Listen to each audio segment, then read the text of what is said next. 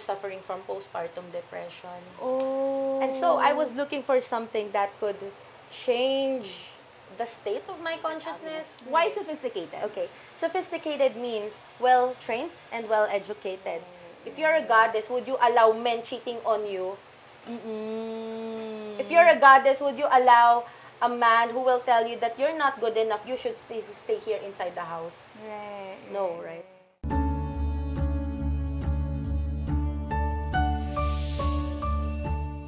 Hi everyone, this is Karen for Online Healing Community. Welcome to Creating Space today. We're going to talk about magic and mysticism with Sophisticated Alchemist Krisheela Rai. Hi Karen! Hello everyone! My name is Krisheela Rai of Astral Crystals, the Sophisticated Alchemist. Ay, start muna tayo dyan. Alchemist, what does that mean, Okay. Krisheela?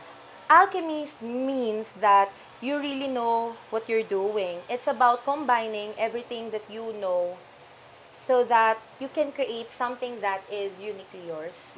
So in my practice, I really studied every modality that I am doing right now, very intensely as well. So most of them I studied for so many years. Some of them I studied for more than a decade already. And so the reason why I call myself an alchemist is because I don't put myself in just one box. Right. Yes. So for example, I practice the tarot. I'm also certified in astrology. I also do quantum healing, Reiki, so many things Access like access bars bars, also. access facelift, and so Yeah. many others. I also practice magic. Right. I'm really drawn to the paranormal, supernatural stuff. Yeah. And so because of so many things that I'm studying continuously, teaching and practicing, parang ang hirap naman, di ba, if I introduce myself that I'm this and this and that. It's like, my name is gonna be so long. True. Yeah, so let's just make it simple. Sophisticated alchemist. Why sophisticated? Okay, sophisticated means well-trained and well-educated. Yeah, so all those things that I'm offering to other people, I make sure that I'm well-trained in that. For example, in the practice of the tarot, I studied way back in 2019 from a mentor, both the intro to tarot and the advanced tarot, and I also studied from other mentors abroad who are also giving their teachings online. So those are live teachings. And aside from that, even in astrology, I also took classes from local mentors and even international mentors, live online teachings also. And aside from that, all the other energy healing modalities that I was doing, I also had other teachers. I couldn't count them anymore, sorry. But and you've been in yeah. the self-mastery path for a long time na. Because I noticed, do you also go to pathways? You know, Yes, I saw yes. your post recently, you were thanking Mommy Jackie. Yes, When yes. did you start in that self-mastery path? Let's just say that the awakening path for me opened in 2009. So I found this book, The Secret from Rhonda Byrne. Right? Yeah. And it talks about the law of attraction, thinking positively to gain whatever it is that you want in your life. I was in college at that time. So whenever I was reading it, I was reminding myself that I have to think positively. I need to choose my thoughts. Because before I read that book, I wasn't really mindful of how I think or how I feel, you know. But because of that book, it started that, that click that, hey, you need to be mindful of your thoughts. You can choose what is inside your mind. Right. So it started there. However, on that time kasi closeted witch ako. Right. Because I was surrounded by Christians. I was attending a Christian church. My ex was also, a family of Christians. My Yes. family was a family of Christians. And I also graduated from a Catholic school. Yeah. So parang ang daming, sabihin na natin, limiting beliefs, ang daming fear-mongering.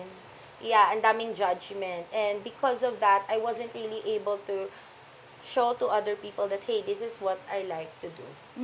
Until such time, starting in 2015, I became interested in crystal healing. It just started with one piece, diba? A rose quartz. And I was like, I was so attracted to the rose quartz because it represents self-love. It represents heart healing, emotional healing activations, all that. And at the time, I was suffering from postpartum depression. Oh. And so I was looking for something that could change the state of my consciousness. Right. And so when I saw that crystal, I'm like, what else can I lose? You were I mean, pulled by the crystal. yeah, it was so pretty. So I bought myself a piece and I like it so much. I started collecting crystals, whatever I like. And medyo mabagal ng konti yung shift for sure, Right, diba? right. So it kind of took me, what, 2018. I started seeing shamans. I started studying from the shamans about chakra balancing, energy cleansing, Mm-hmm. all of those things, like how you can remove the crossing or hexing that has been done to you, things like that. Right. And I really liked it.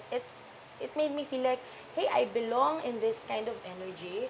Right. That people are talking about all this mystical stuff that I couldn't do for more than 2 decades. Yeah. Alam mo yun? So, You mentioned nga closeted witch, but can Yes. you please clarify that? Because people might misconstrue that. okay. When we say kasi witch, you practice the craft Mm-hmm. related with working with nature Mm-hmm. spirits or nature materials like plants, herbs, crystals, the land, Right, and all right. those things. So when you say closeted, it means tago. You're not showing it to the world. You're not telling it to people. Right, right. Usually, you're closeted because you're scared. Right. You're not coming out, Right. diba? Pero the term witch, because when you say witch, people might have misconceptions Yes. about that. Yeah. Mm. So that's what it means. When you say that you're a witch, it's just that you're an empowered person and that you're capable of connecting to nature, to spirits, to the elements. Yeah. And that's your specialization, di ba? Magic Yes. and mysticism. And it's Yes. for you, it's the crystals that opened you to magic and Yes. mysticism. Yes. Aside from the law of attraction, yung mga universal laws. Aside from that, yung practice talaga of crystal. So I also studied that, by the way. I took crystal healing courses also, Right. so that whenever I see a crystal, I know if it's fake or not. So it is also another skill set that you need to improve on. You like studying. Yes. And also now, since you're a master of many things, you're also teaching. One of the Yeah. things that I'm really, really interested about is your goddess activation. Oh, yes. Okay, so I am teaching the Divine Goddess Empowerment classes with another person. So we offer those classes to women who are drawn to goddesses energy. So I will just explain what I do in that class. So basically, I give attunements connected to the goddesses. So Right. siguro this is how I can explain it in layman's terms, no? So just like Reiki, you are channeling the universal life force into your body, so that when it comes out of your hands, you can use that energy to do energy healing to other people or energy cleansing to spaces, things, tools, etc. Right.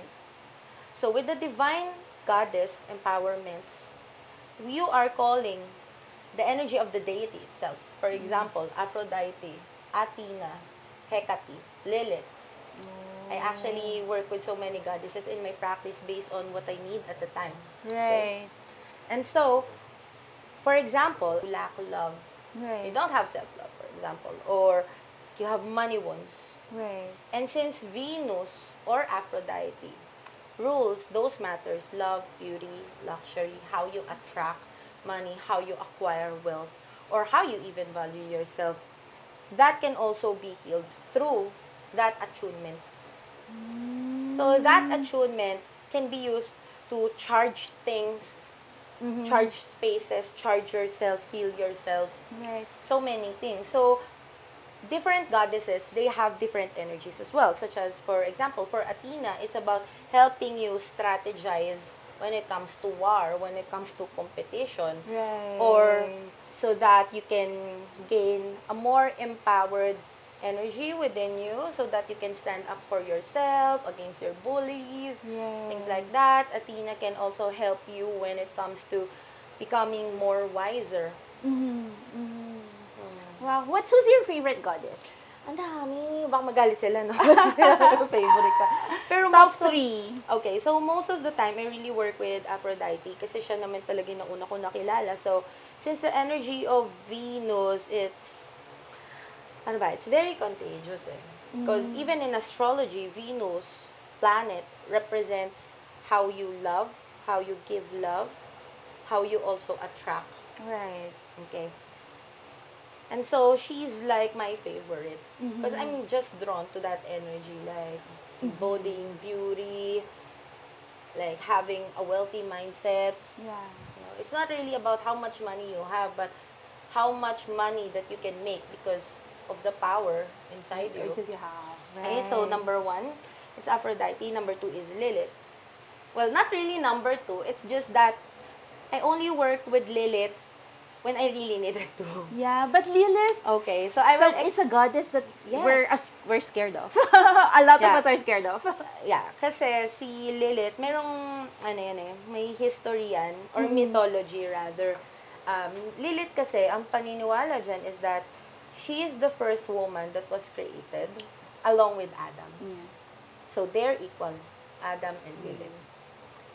However, sabi sa mythology is that Lilith doesn't wanna submit to Adam because she believes that they're equal. Ang sabi sa kwento is that she refused to go under Adam.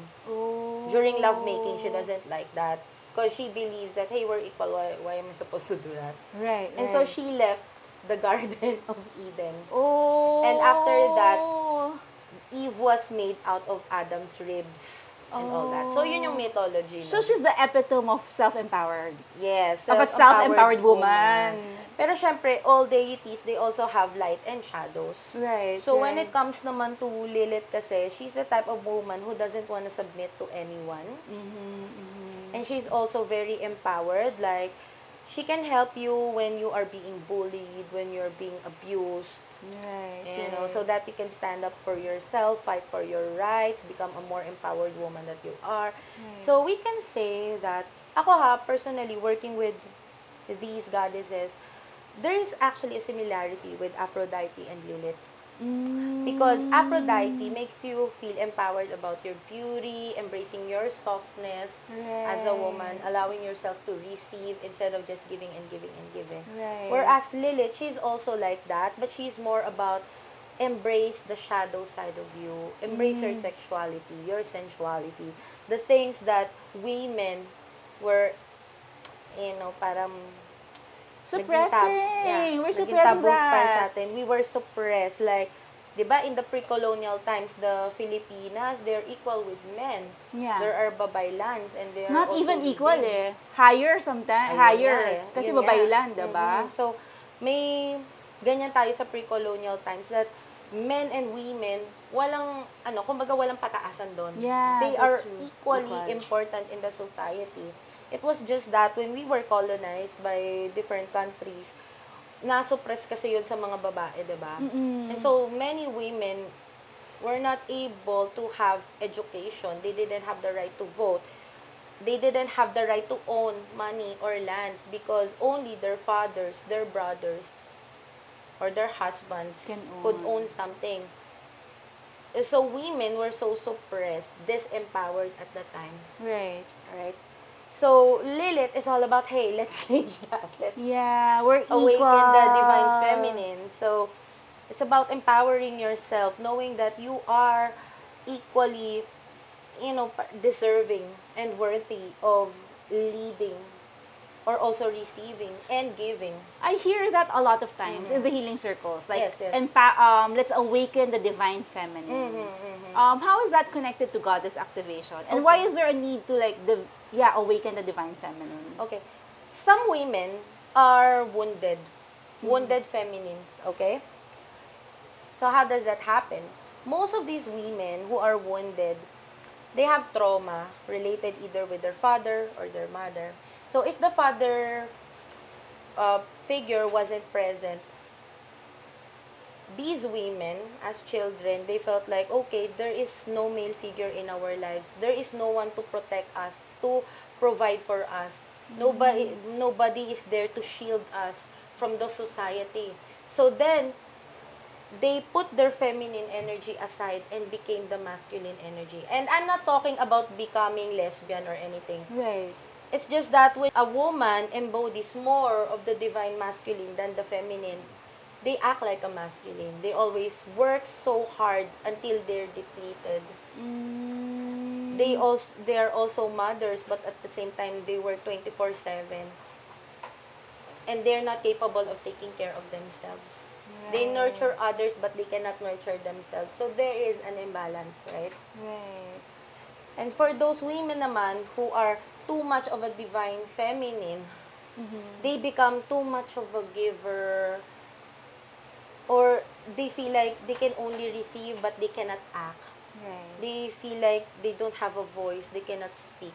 Mm-mm. So, 'di ba, merong masyadong sobra naman Oo. or kulang na kulang naman. Okay. Right. So when you say you awaken the divine feminine, it's about you healing the side of you that couldn't receive or that couldn't give. Because when you don't allow yourself to receive, when you give, you feel resentment, you feel Yeah. angry, you feel sad, you feel depressed. That's the truth, diba? Right. So many mothers will tell you, hey, you don't have to take care of yourself as long as your kids are doing fine. No, that's not true. Because those same women who say that, they're also depressed on the inside their houses. Right, right. And so how does goddess activation connect with awakening the feminine energy, Okay. the divine Yes, feminine? exactly. So that's a good question. So when you're working with a deity, you try to get to know the deity. For example, with Aphrodite, you try to get to know what is her story. What is the energy of Aphrodite that I would like to embody within myself? So if I was Aphrodite, would I allow men to walk all over me? Right. If you're a goddess, would you allow men cheating on you? Mm-mm. If you're a goddess, would you allow a man who will tell you that you're not good enough, but you should stay here inside the house? Right, No, right, right? right.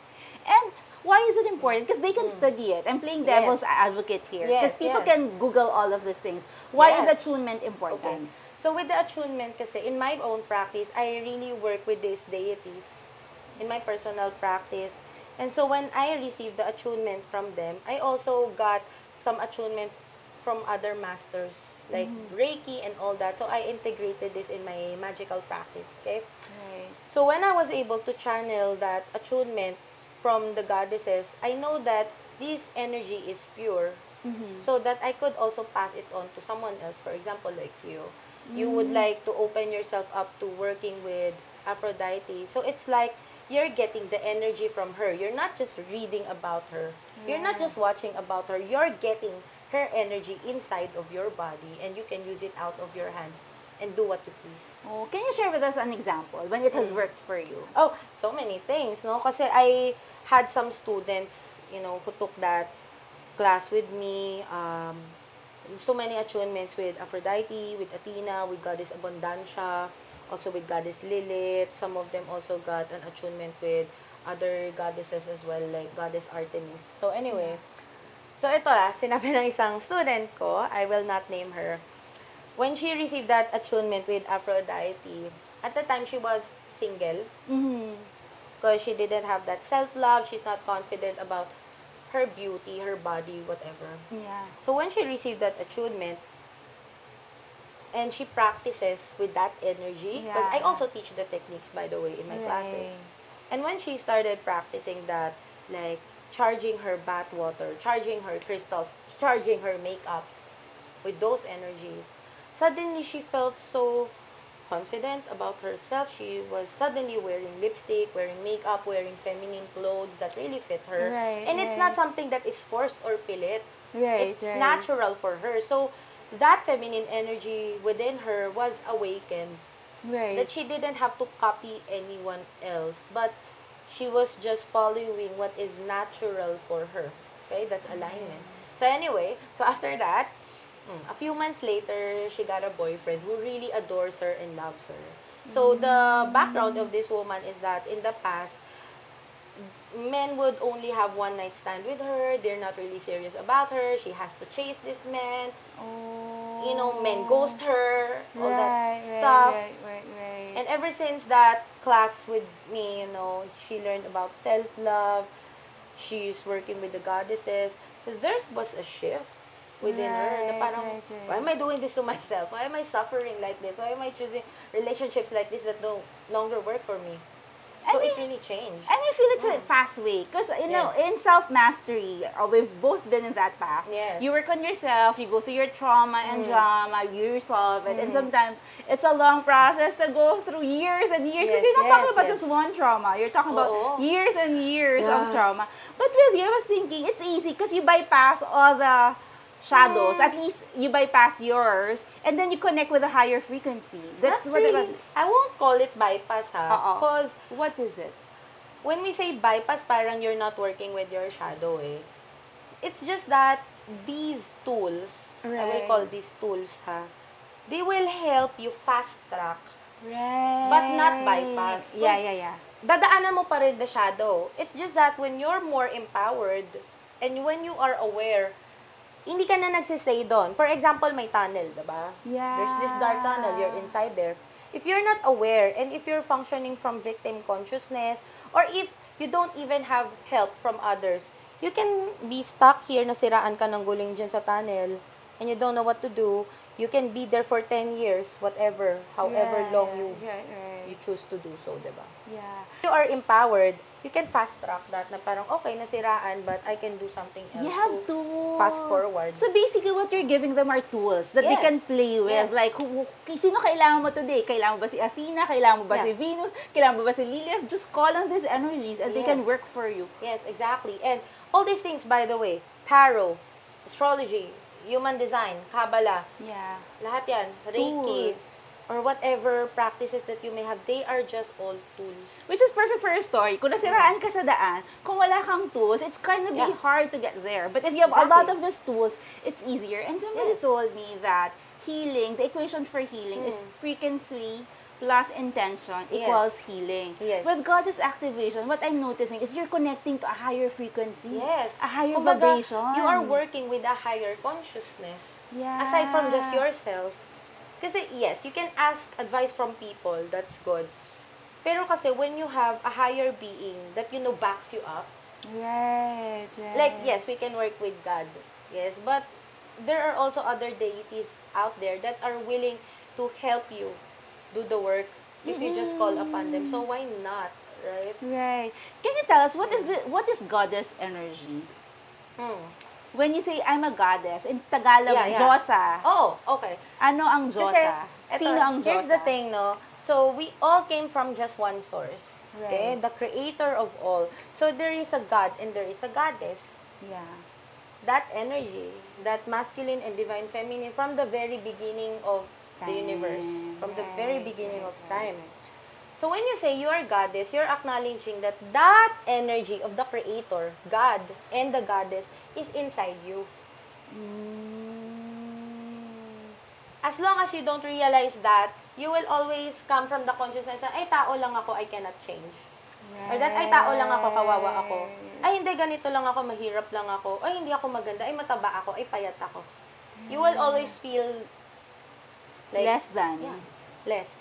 Pero when you acknowledge that God consciousness is inside you, and Goddess consciousness is inside you, you know that, hey, I am part of these big, sabi na lang natin parang quark soup of the universe, that I am not just a small person, that I don't matter, because I matter. Right. Kaya nga matter in science, di ba? What is that? That's energy. Yeah.